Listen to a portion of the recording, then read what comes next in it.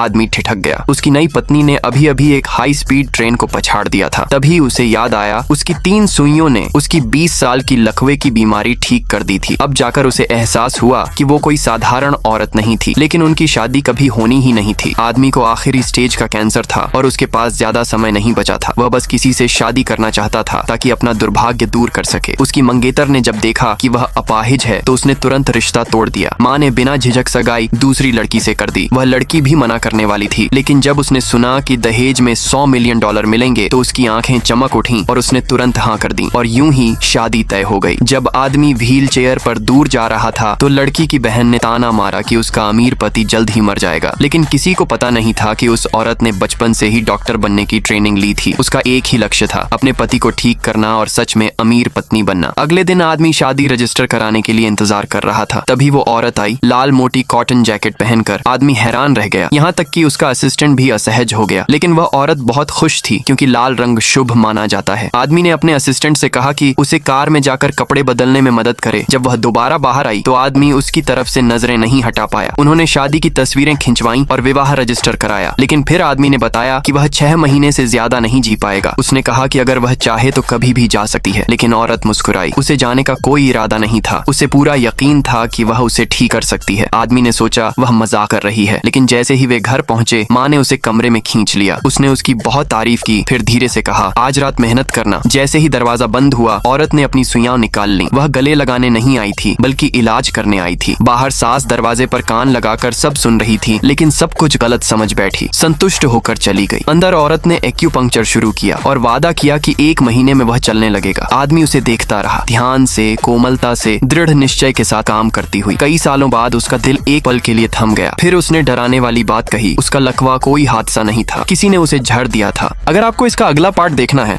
तो 100 कमेंट इस वीडियो पर पूरा करें और लाइक सब्सक्राइब करें।